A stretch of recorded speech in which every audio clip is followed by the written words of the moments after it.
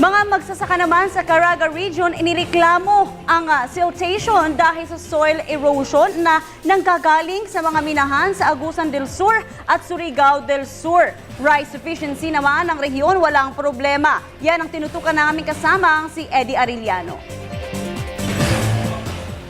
Ayon ng mga magsasaka sa Rehiyon 13 o mas kilalang Caraga Region, ang siltation sa kanilang mga irrigation systems dulot ng soil erosions mula sa kamundukan na mayroong mga mining activities.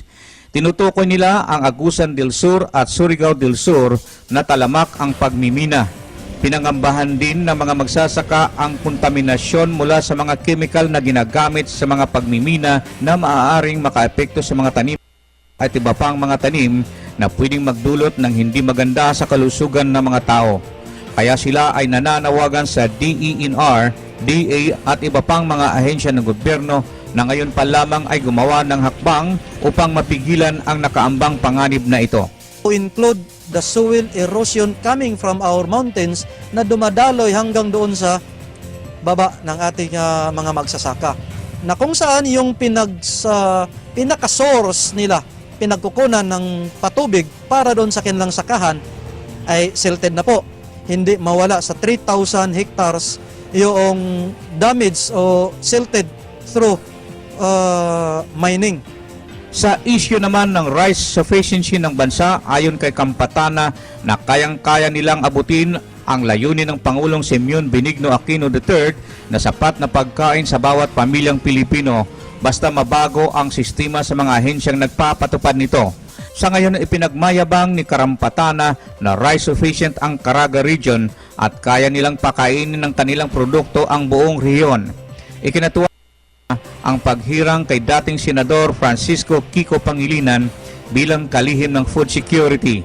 Napuna din niya ang pagbabago sa National Irrigation Administration dahil sa ngayon ang kanilang hanay ay nagiging bahagi na sa pagpapatupad ng mga proyekto at konstruksyon na isasagawa ng ahensya. Upang maiwasan ang mga anomalyang nangyari sa mga nagdaang administrador, minarapat ng NIA na gawing watchdog or partners ang mga Irrigators Association sa buong bansa. Kaya niyang pakainin yung kanyang mga tauhan at saka may produce ng mga farmers, magsasaka, yung palay na ipapakain dito sa Caraga Region. Sufficiente po.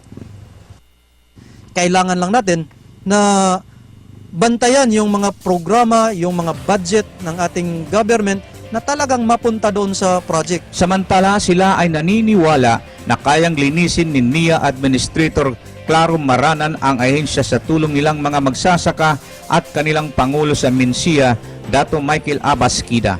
Para sa Telebisyon ng Bayan kasama si Julius Masayon at Rafael Alice, Eddie Arellano.